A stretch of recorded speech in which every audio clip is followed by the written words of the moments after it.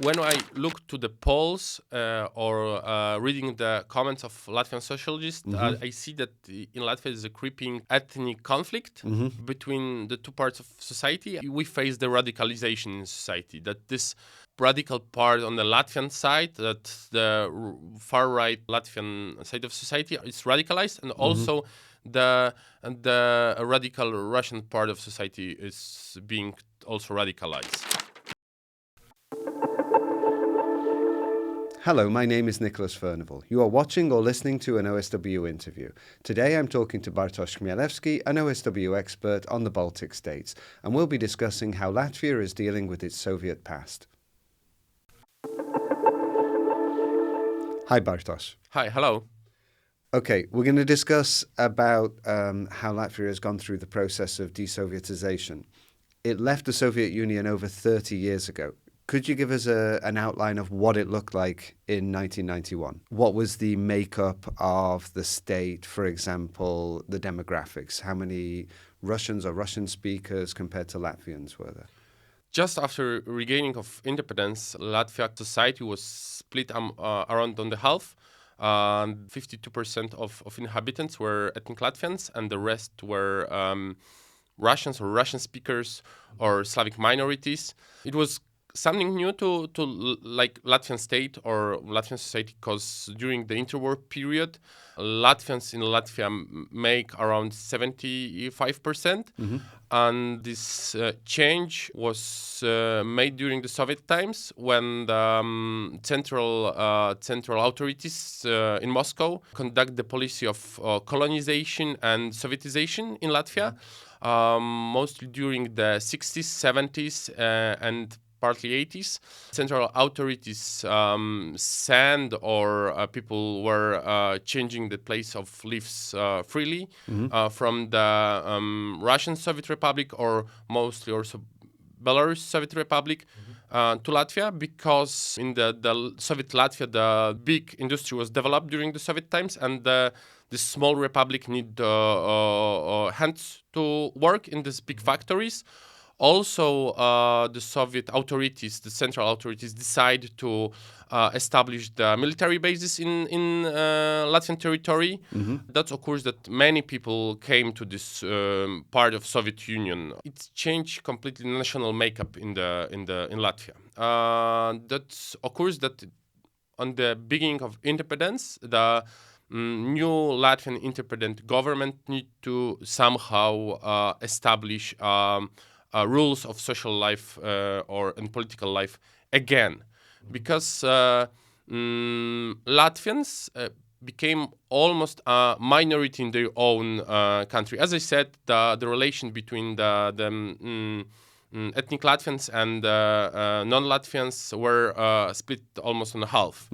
And in the new independent state, the new authorities, Latvian authorities, decide to give the citizenship only to the people who have their roots, their ancestors in the Latvian Independent Republic from the interwar period. It means that the vast majority of these new inhabitants, these colonists or immigrants, as they used to call it, became non-citizens, or they took the citizenship of Russian Federation. But remained in Latvia. And remained in Latvia, of course. And it's make the not problem, but the situation when in the country lives not only the citizens of this country, but also residents who are non-citizens. This is kind of special category, people who have non-citizenship of Latvia.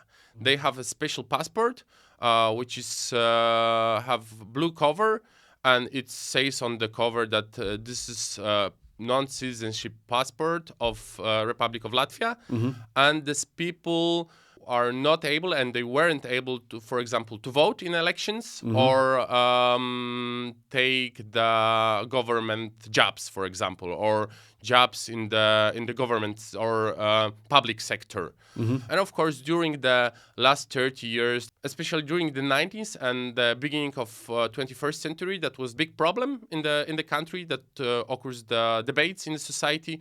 Also, European Union discussed with Latvia the laws of national minority and discussed the problem of these non-citizens in the country. But during the last years, during the two last decades, it's the problem almost vanished because this number of non-citizens living in the country, it's make now around 10% or even less. Russian citizens living in Latvia consists around 3%. That means the majority of people living in the country have Latvian citizenship. Is this because they have integrated and taken a Latvian passport, or have they simply emigrated? During the 90s and at the beginning of 21st century, people, and mostly the Russian speakers, emigrate to CIS countries. I mean, Russia, Ukraine, Belarus, or other former republics of Soviet Union. Probably the part of these people who have non-citizen passport or Russian passport, they apply for a Latvian passport and they have been naturalized. And this is why the problem now is very small. Like it's not important at all. Also, these two last years, just after the Russo-Ukrainian war starts in 2022, the Latvian government decided to go a step forward and force part of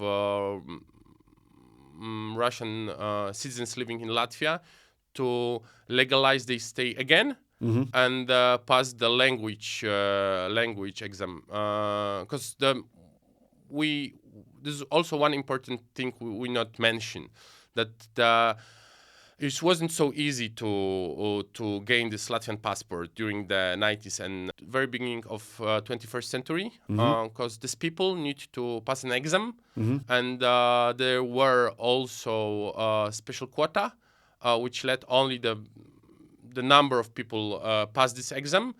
And the people who want to become the Latvian citizen need to pass the language exam and also exam of history and constitution.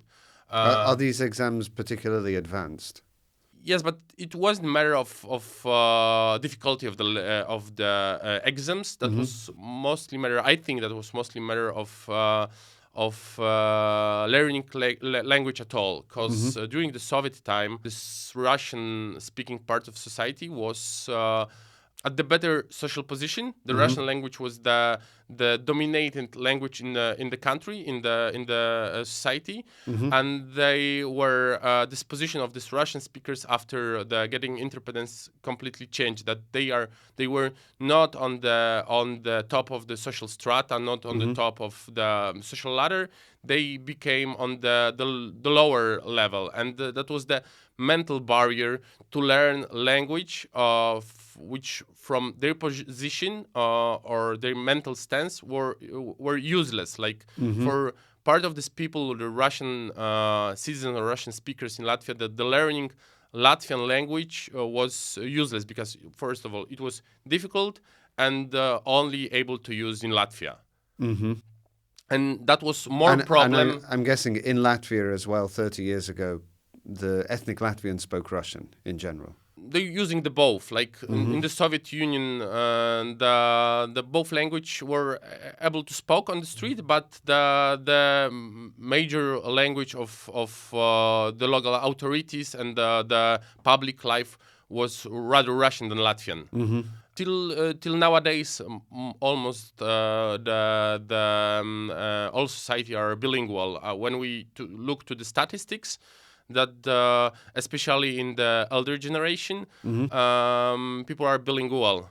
Of course, it's connected with political decisions that part of the people speak only in one language in the public and in the family and in the life in general. Okay. Perhaps we could move on to less statistical topics. How is the physical landscape? What about monuments? When did these start to come down and how many are left? I think we have at least 2 or 3 waves of desovietisation in the public sphere. First was in the 90s, when the oldest monuments and the monuments of Lenin were erased from the public sphere, and this process was stopped in the mid 90s because the priority for the Latvian government was to establish the agreement with Russia that Russia need to take their military from the Latvia. According to the political situation in the mid 90s, the government probably don't want to provoke Russians. And make a agreement to resolve the problem of Soviet army in the Baltics, in the Latvia.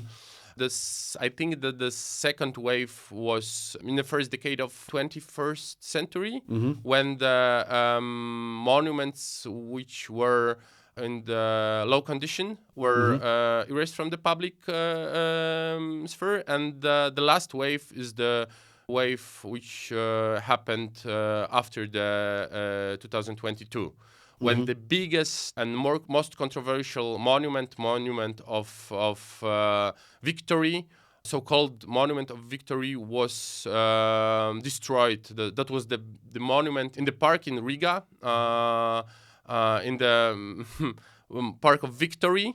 And that monument was very important to the Russian-speaking part of society, because every year on the 9th of May, the part of inhabitants of Riga gather near this monument. They celebrate the 9th of May, the Russian Day of the Victory. For the Latvian part of society, that was the symbol of occupation. But all of these years, like last 30 years, that was the consensus, or this monument was tolerated by the Latvian majority and the government. But it's completely changed after the war in Ukraine occurs. One of the reasons these monuments weren't falling was because they didn't want to provoke Russia, you said. So what was the reaction from Russia when the Victory Monument came down? It's very interesting because there wasn't decent reaction from the Russian government, even from the Russian-speaking part of Latvian society. When the Latvian central government and the local government of Riga decided to destroy this monument on the spring of 2022, there weren't any important social movements wanted to defend this monument, and also the Russian government didn't take any serious action against the Latvians. There were several threats towards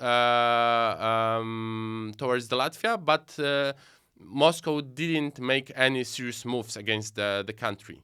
And also, it's when this monument fall down in the 2022.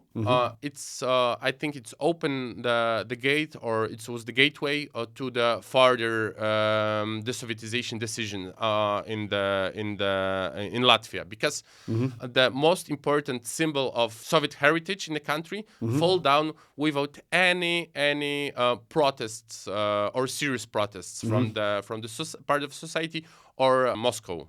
So this was the gateway to the next steps. Is the process accelerating now? What happened subsequently? Of course, in the autumn of 2022, the Latvian government of center-right decided to make amendments to 3 or 4 very important laws, which were planned to change the shape of the society. First of all, was the changes in the structure of Latvian Orthodox Church. That was changes in the citizenship law again. And also that was the decision of destroying or moving the rest of the Soviet monuments still existing in the rural part of the country. Part of this The rural part of the country, including, for example, Latgale, where yes, some Russian speakers. yes. For example, the Latgale. It wasn't so easy in the Daugavpils to move the Soviet monuments because the local government wanted to postpone it. But in the end, it's happened, and 2 last years, around 100 or even more. All the monuments was destroyed or moved from the public places in the country. We can see the major success of the country in this process of desovietization of public places, destroying or moving the monuments or changing the names of the streets. But in the other part of amendments and new laws, that we don't see this much of success. Part of this desovietization changes from the last 2 years in Latvia are lagging. So which ones would you say are lagging behind? The mostly, I think, the law which forced the Russian citizens living in Latvia to legalize their stay again, because at these 2 last years, this law was amendment at least twice. It says that the part of Russian citizens living in Latvia, it's around 25,000 from 40,000 of Russian citizens living in Latvia need to legalize their stay again, which means they need to pass a language exam at A2 level again. If at the beginning the law says that the people who will not make this procedure again, they will be deported from the country. But in which direction? Do they, if they have Russian passports, then? Yes, exactly. They will be deported to Russia. But what about cases where people do not have dual citizenship? It was only this law was only affected to the Russian citizens living in Latvia. Okay. And at the beginning, as I said, at the beginning, the penalty was to be sent to Russia. But these people are mostly don't have relatives in Russia, don't have any serious roots. These people are living there from the 60s or 70s, and then don't have even the place where they can go. That was the one problem. The other one, that was at the beginning, I think the government didn't even know how many people will be affected by this law. During the first few months of existing of this amendments, only the small part of people went and took the exams. And when this deadline of the exams were getting close, the second amendment was introduced, also making this law less strict. And it was says that even if somebody don't pass the exam, but says only the will that he will pass this exam in the future, let these people to legalize they stay for next period of time. And after these 2 years, we have, like, the official Latvian institution says that there is around 1,000 people who don't pass these exams, and that they stay in Latvia is not legal anymore. But probably these deportations won't occur. Because the Ministry of Internal Affairs and also the Immigration Board of Latvia says that these deportations are not so easy to conduct, and all of these cases will be taken separately, and also part of from this 1,000 people who is on the list to be deported may not live in Latvia at all. That means that law is not so strict as was on the beginning, and probably there will no deportation at all from the country, or that will be the several cases of these deportations.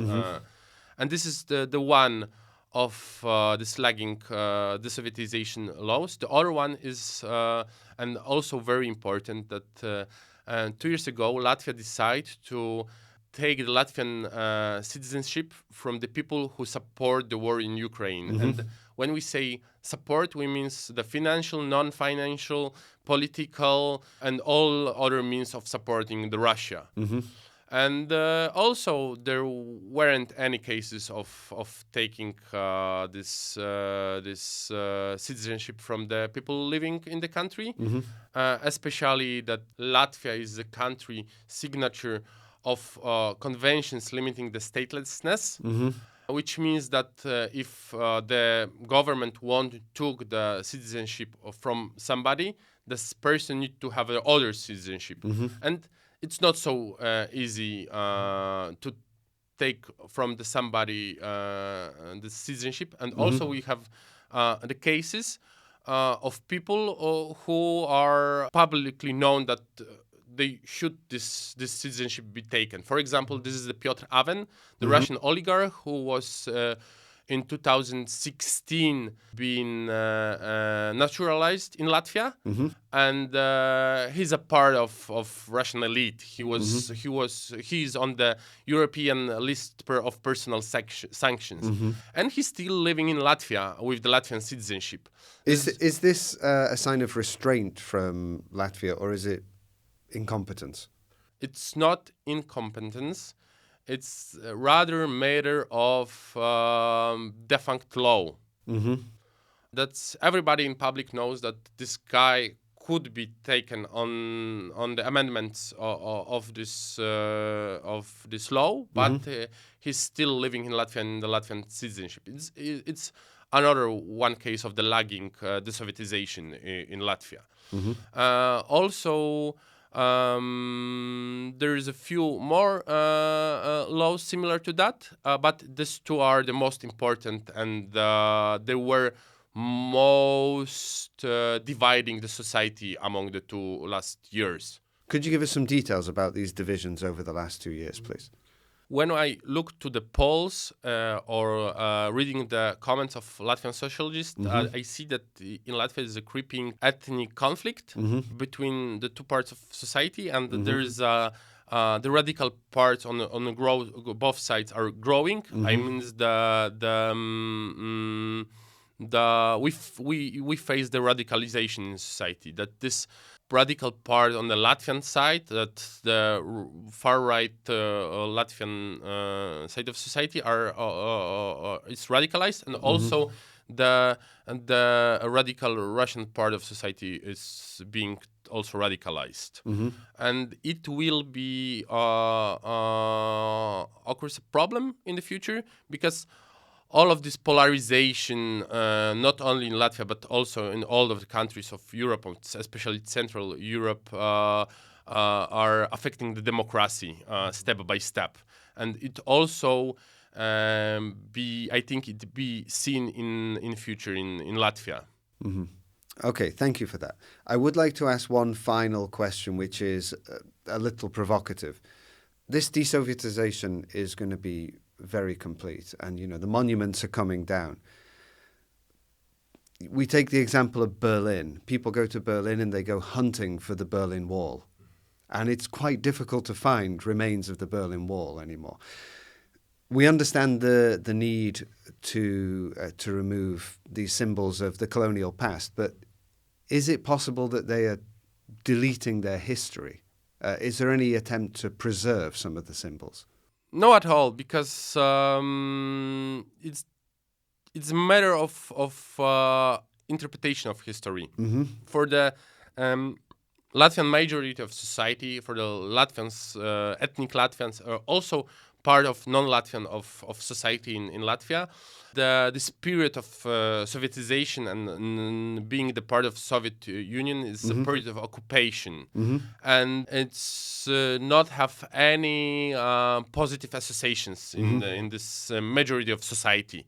That's why probably this time wouldn't be somehow preserved. Okay, it somehow will be preserved in the narration of the occupation and Sovietization. When we go, for example, to Museum of Occupation in Riga, we can see the story from this period of time, but it's the story of the very dark and very dark period, and period when the Latvians were under the pressure. I think there's no place in the social discourse for preservation of this Soviet heritage in Latvia. Okay, so Bartosz, thank you very much. Thank you very much. Thank you for watching this OSW interview. If you enjoyed it, you may also enjoy our previous conversation on Latvia's population problem. The link is on screen now.